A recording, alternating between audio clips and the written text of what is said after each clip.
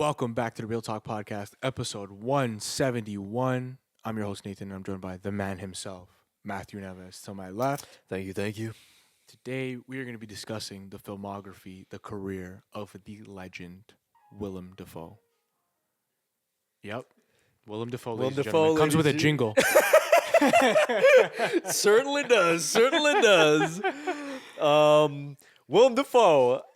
Who the fuck was that? I don't know what that was. Okay. But that was the heavens praising Willem Dafoe Good. and agreeing with me. Rightfully so. that he needs to be talked about more, because the thing with Willem Dafoe, man, I love that he never stays in one lane. Yeah. He seems like he's doing so many odd roles, but it works for him. Yeah, he could play I feel like every movie in history you could insert Willem Dafoe in a character. I think so, yeah. He could play anything, this guy. Yeah. What I like a lot about his career over the years is the amount of directors he's worked with that you wouldn't expect. Like, he goes from working with Sam Raimi on the Spider-Man films, which is arguably his most iconic performance in terms of worldwide appeal. Like, everyone knows, Green Goblin, that's you know? That's where we first knew him. And Exactly. most people. And around that time as well, when he was playing Green Goblin, he was in independent films, directed by Abel Ferrara and stuff like that. A lot of Yeah. people don't know who he is, but he's this underground director that his budgets aren't that big. But Willem Dafoe's I want to work because he's got a pretty cool script, and he's worked with a lot of these directors over the years, and he has great relationships with them and is able to build on it. He's worked with Abel Ferrara, Wes Anderson, and a few other directors that you wouldn't really expect, but you're glad that he is because he's channeling a different role in each one. Yeah. I also just love that he's always ready. He has nothing to prove. This Yeah. man is an absolute legend. But he's willing to take a super small side character role Yeah. if he likes the film, if it's a different character, if it's something that excites him. And I love that about him. I love his energy off the screen. Yeah. Willem Dafoe interviews, I'm eating that shit up. This man was born to be an actor. I fully agree with that. You see a lot of these interviews, and a lot of actors are different, like how De Niro is, where he's very quiet, very reserved. He doesn't say a whole lot. But Dafoe, whenever I see interviews from him, it's just no, he's very open about it. To me, he's down to earth. So down to earth. And it's so rare to get that coming from actors in a state of mind of, you're in LA, you're worth hundreds of millions of dollars, you have to, and it's just you get this vibe from him that even at his age, pushing 70 and being in Hollywood for so many years, that he still feels so lucky that he's living his dream. Yeah. You get that vibe. He feels it. He knows that this is what I was meant to do, what I want to do, and I'm doing it, and I'm grateful for it. Yeah. You always get that energy from him. Exactly. He has 161 actor credits. Holy fucking shit. Wait, I think I found out recently. Bro likes to work. Oh, you want to know how much he gets roles and stuff like that? I think recently, either this year, probably, he got 7 movies that he was in. 7 movies. That's crazy. He was in 7 movies. One of them we talked about, Beetlejuice. Little role, but still, he's in. That's right. He was in an SNL movie. I saw that. He was going to be. He's in Nosferatu. Yeah. Which we have reviewed and we loved, I think. Yeah. This is definitely not recorded prior to that. Definitely not. But coincidentally, speaking of Nosferatu, Willem Dafoe played Count Orlok, sort of, in a movie called Shadow of the Vampire. That movie is about Murnau directing Nosferatu, the 1922 one, and Dafoe plays Max Schreck, who was the actor who played Count Orlok. So you see him in the makeup and everything like that, and it's very meta. Came out in 2000, I believe, or early 2000s, and what's his name? John Malkovich plays Murnau, the director. So you get John Malkovich and Willem Dafoe acting off each other. Wow. I got to check that out. Kino. That's a deep cut. I love that. So it's kind of cute to see Willem Dafoe in Nosferatu, not only because of this connection, but also because he's worked with Robert Eggers before on The Lighthouse. Yeah. And Northman. That's right. Yeah.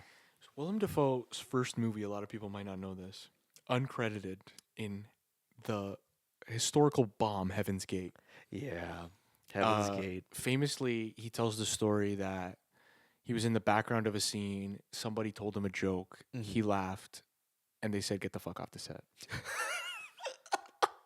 and that's why he's uncredited, but you do see him in the background. That's how intense that set was. Yeah. You couldn't even fucking laugh. Holy shit. That's amazing though. He's in one of the biggest bombs of all time, and That's right. And yeah, like, look, his first few films are maybe not so memorable. Which ones? Until you get into To Live and Die in L.A. Yeah. In 1985. Yeah. I fully agree. That one, Eric Masters. What a fucking character, man. Eric Masters. What kind of name is that? It's the best fucking name. That's what it is. It's the best name that character can have.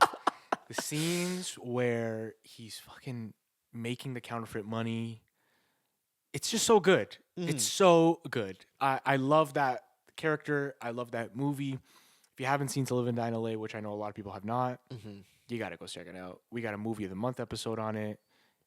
It's fire. It's good. One of your favorites. It's one of my favorites of all time. He does an amazing job. He gives off that cool villain so well.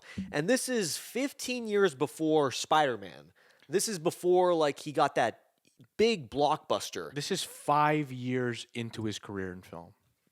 And he has not had a substantial role. He's in his 20s when he's acting in this fucking movie. And he's acting with fucking William Peterson as Richard Chance. And it's like you have all of these great performances and he stands out so much. He's so calm and collective. He's not like these bad guys around this time of the 80s where they're all yelling. It's like, I want to kill this motherfucker and stuff. He's like, you got the money, we'll do the business. If you don't, you can walk right now. The coolest kind of fucking bad guy. He's got his own, like, everything. He makes his own paintings and he burns them. It's like he's got that's that so weird, sick too. fucked up philosophy. Another one I haven't seen around this time, I do want to check out because of the poster, is Streets of Fire. He plays the bad guy in that one. I will show you the poster and I'll show you what Willem Dafoe looks like. It's one of the best looking posters ever. Look at that. What a poster. Look at that. Yeah, and this is what Willem Dafoe looks like. Damn. We got to put that in the fucking episode. Yeah, for sure. Streets of Fire. Yeah, that's man. under my radar, but I definitely want to check that one out. So even in his 20s, you think to yourself, a lot of actors are just trying to find their footing. Like, okay, Sure. I'm an extra and stuff. But no, like, he right off the gate. Boom. And after To Live and Die in LA, I think people knew it. Hollywood was seeing it. Next year, he does Platoon. Dude. Sergeant Elias. Another fucking name that I'm like, yo, perfect name. Elias? I love it. It's amazing. That scene, obviously, where he's Getting gunned down. Yeah. With the music. It's like when, because I read Oliver Stone's biography on it. He's like, when that movie came out, he's like, he had success as a writer in other films, but that was the one where people were like, oh, maybe this writer actually has something beyond. He can direct a fucking movie. And it's the help of those performances by Willem Dafoe that made it as iconic as it is. Yeah, the scene where he's getting gunned down is just like one of the best scenes in film history. And I heard Willem Dafoe talking about it in an interview. Because they did such a wide shot, like they do that wide helicopter shot. Yeah. Literally nobody is around him. He's communicating through a walkie-talkie. Holy shit. And he's detonating the charges on himself as he's running. Oh, God. And the explosions on the floor are strategically placed. Yeah. So he's worried about giving the performance as if he's dying. Mm-hmm. Running in certain directions to know where the explosions are. Yeah. And detonating them himself at the right times. Holy shit, man. And he's in his 20s. He's in his 20s, like, and he's doing all of this. I think it comes down to the fact that he made it look so natural. Yeah. Because a lot of people, because that was slow motion too, you see every fucking detail. So if he's like looking on the ground, like, oh, I'll make sure I'm not going to. Exactly. If his eyes are moving like to a certain way, it's so noticeable, right? Wow. I did not know that. That's fucking crazy, man. Well deserved though, Platoon and To Live and Die in L.A. And even afterward, like he's working with William Friedkin, Oliver Stone, and then I'm looking at it right now. Fucking Martin Scorsese. This man played Jesus 8 years into his fucking film career. He played Jesus Christ himself.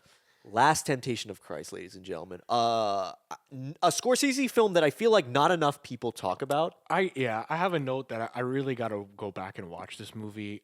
Like I've seen it in parts, and I know Willem Dafoe's performance is powerful, and I Yeah. love the take of like, Jesus seeing the character of Jesus seeing being this guy, being Jesus, Yeah. as a bit of a burden, and him trying to figure out how he feels with it. Like, man, like I didn't really ask for this. Yeah. I love that. It's so beautiful because of the fact that, the Bible is, they've made so many movies out of it. Yeah. We've seen the good, we've seen the bad, we've seen the ugly. But when you get a competent director, a great actor to perform this, dude, like that's all that matters. It's you feel this character struggle, you feel what they're going through.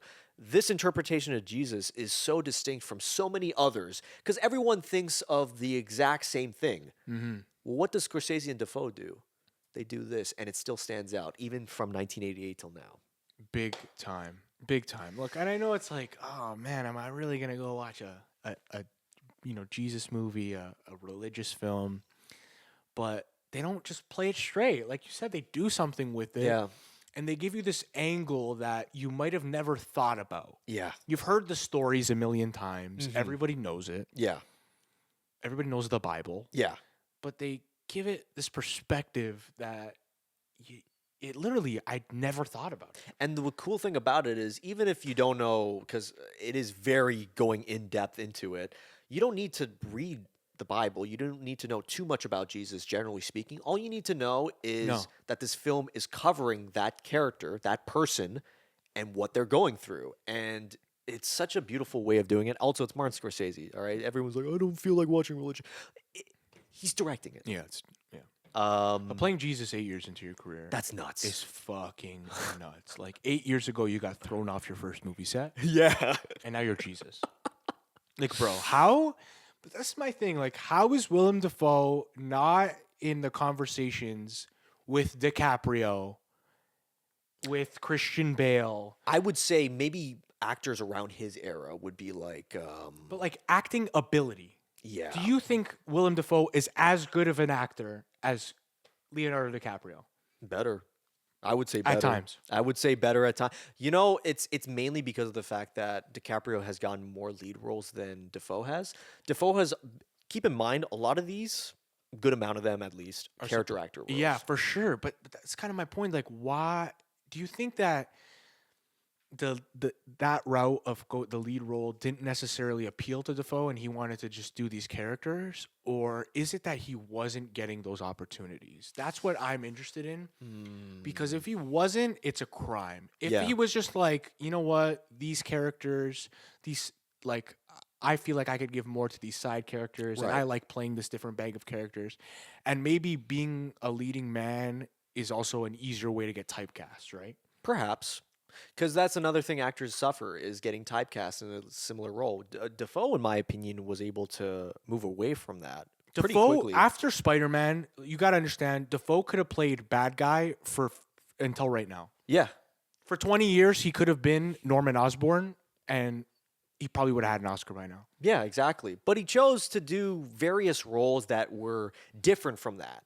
Still, like, I just realized he was in this film called Antichrist, directed by not Gus Van Sant, another filmmaker. But that film is fucking dark, dude. It came out around the same time as the Spider-Man films. Wow. So you got to understand the contrast that he's having with a lot of these movies and trying to do different ones. Like, for every, like, independent film that he does, like he's Nymphomaniac, I remember how fucked up that film was. He's also doing like John Carter.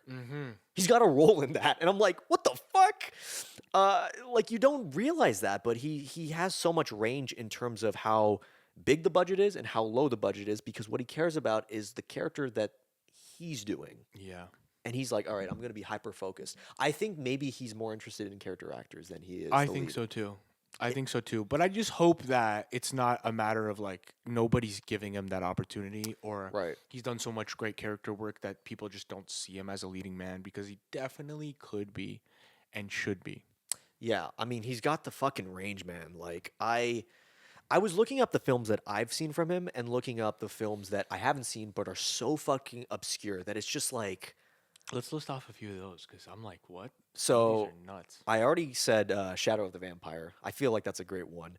Another one that he did, The Boondock Saints. I've seen some of this movie. I want to watch. I need to watch this movie. That we gotta do a little deep dive on the director of this film because they made a documentary on him making the Boondock Saints, and it was basically like his name's Troy Duffy. He was given the opportunity of a fucking lifetime. Miramax was like, "We love your script. You haven't written any scripts prior to this. You're an unknown. We will give you X amount of money." Wow. And what Troy Duffy does is he becomes an asshole. He's like, "Fuck this. I'm better than everyone in Hollywood and stuff." Never directs another film again. Wow. He was just a piece of shit. But Dafoe loved the character in the script that he plays so much that he's like, I'll cut my pay. I don't give a shit. I love playing this character. Yeah. And you can tell. You can tell. When I've you seen see the this. famous scene of they're in the middle of a shootout and Willem Dafoe is dancing to classical music. Yeah. While in a shootout. Yes. It's fucking incredible. Yeah, man. It's one of those things where he's just like, how the fuck did he get into this film? Yeah. Because a lot of it is very odd. So yeah, Boondock Saints, he was in that. He was also in Speed 2, Cruise Control as the That's villain. Crazy. I did not know he was in Speed 2. Here's what I will say. The first Speed film, Dennis Hopper, great villain. Speed 2, Willem Dafoe, great villain. Dog shit movie. Never saw it. Don't need to. But Willem Dafoe, to me, has as much like of that villain charisma as Dennis Hopper, but is in his own way. And Doesn't he always, man? that's the thing. Even if it's a dog shit film, Yeah, like try your hardest to think of one performance where you're like, man, he just didn't have screen presence, or he just kind of missed the mark there. I didn't get his character. It was boring. he could be in a fucking Nespresso commercial, and I'll be like, that's a better performance than most actors I've seen. Man. You can't think about it, right? You just can't. He's like this real chameleon Yeah. in the sense that we've seen him so many times. He's got one of the most recognizable faces, one of the Yes. most recognizable voices, Mm-hmm. and yet you believe every fucking character he plays to this day. Absolutely, and it's also because, like I said before, he takes on so many roles that the movies they don't always they're not always 10 out of 10. So you Yeah. get some dog shit films, but whenever he's on screen, you're thinking to yourself, but he's not bad. Like he's No. got something. Like even with the little screen time that he has in any type of movie. It's like I can't give him a negative, man. Something about it just really hits. Like his small role in Mr. Bean's Holiday, he was in that film. He was in a Mr. Bean's film, man. He was in Mr. Bean's Holiday? Yeah, man. Yeah, it's been a while, guys. It's been a while, but I remember watching that film a few times and seeing Willem Dafoe. He plays like an actor that's watching his big movie role and stuff. So it's very meta in that regard. But man, he's great. He's great. I mean, I'm a big fan of like the Mr. Bean films. I know that's like a very obscure one, but he does a great job in it. How about the voice acting he's done too? Ooh, Like that bag. Finding Nemo, he's in that. he's Like, great in that. He's great in that. He's also in oh my god, I'm losing it now. Hold on. It's okay. It is man, 100. this filmography, it is bro. 161 credits. Fantastic Mr. Fox. He's great. Well, yeah, Wes Anderson, man. What a performance there. It's fucking amazing. Yeah, that's great voice act. Like I want to see him do more. I want to see him do more voice acting. Yeah. Because he's got such a distinct voice, and he just embodies characters. Mm-hmm. But yeah, no, Finding Nemo was the one that I found out later in my life that he was in, because I was just like, I Yeah. remember seeing that as a kid. I was like, who does he voice? And then when you hear it, it's like, oh shit, like it's a very captivating performance. Yeah, You and he hear- was also in the recent The Boy and the Heroine. I still got it. Yeah, I'm behind Me too. on my Miyazaki films. I'm behind on all of those. I just watched The Wind Rises. That was a good one. Yeah. But please do not kill me, guys. I have not seen a good amount of his films yet. Yeah, we'll get there. We'll get there. We'll cover it in an episode when we have the time. Yeah. And another one that's also dog shit, but I found out he was in, was Death Note, the live action remake. He was. He was the demon. He voices the demon in that. Did Yeah. not know that. Well, I found out because I was like, "Oh, Dafoe's in Death Note." I was like, "I know that anime." I mean, I'm not like I haven't seen the show, but I Right. click it and I was like, "Oh, it's the Netflix." I was like, "Ugh."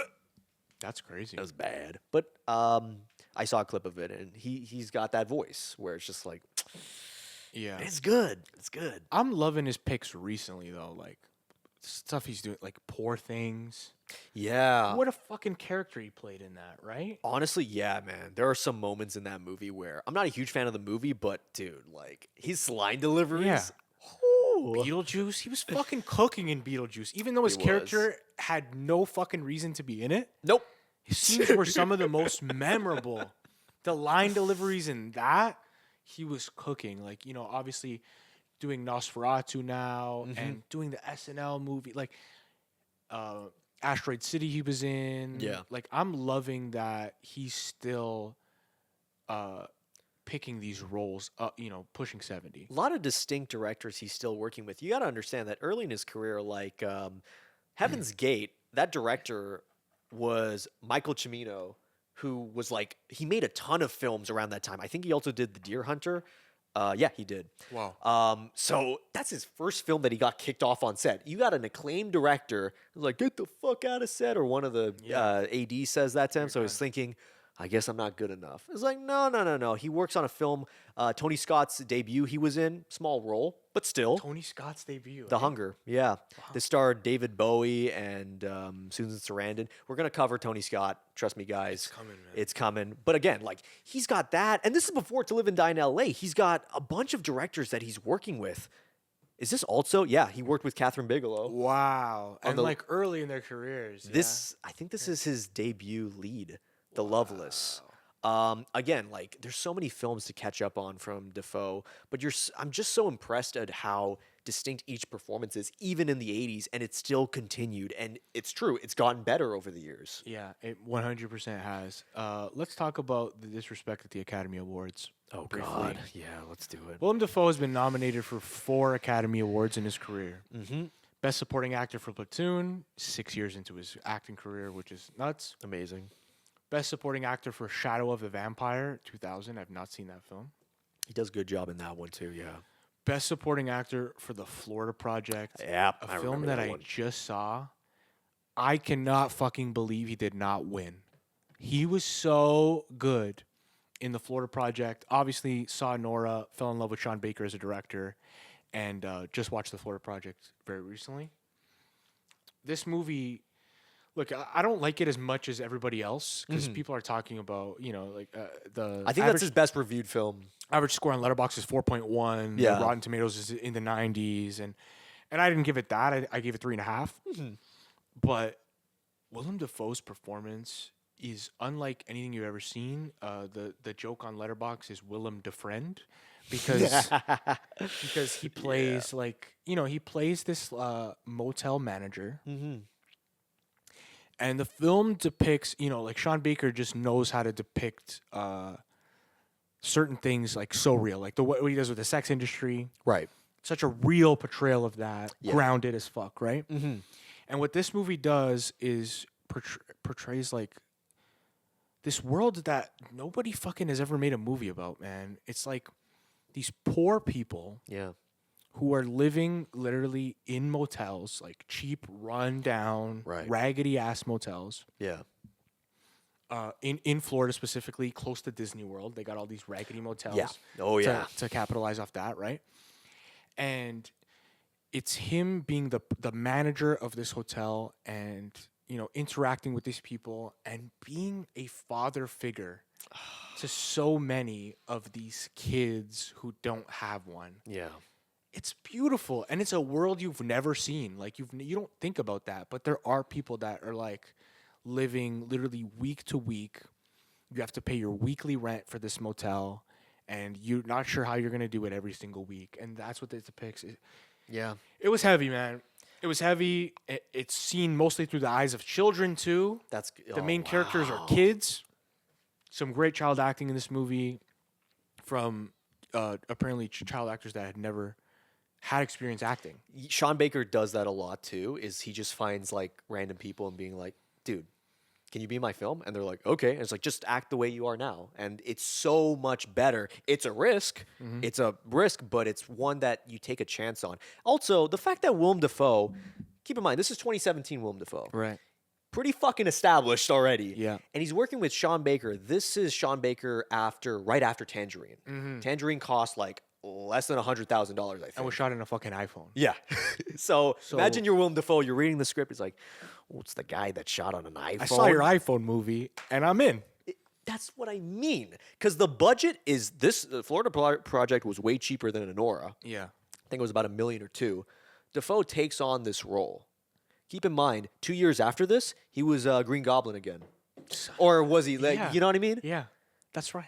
That's the fucking beauty of it, is that, yeah, he'll play Green Goblin again because the fans will love it, but also he's giving chances to these directors that aren't getting as much spotlight as they should. There's no actor like him, man.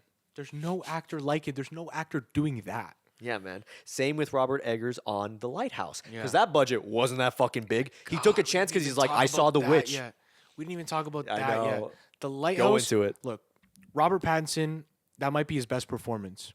Willem Dafoe acts fucking circles around him. Oh, yeah. Period. Period. That and I love Robert Pattinson. I've been out here saying after the Batman, this man is a star, absolute star. He's gonna run shit. Yeah. Just wait. But Willem Dafoe in that movie, the monologues he gives, the way he embodies that character, I think that movie's pretty bad without him.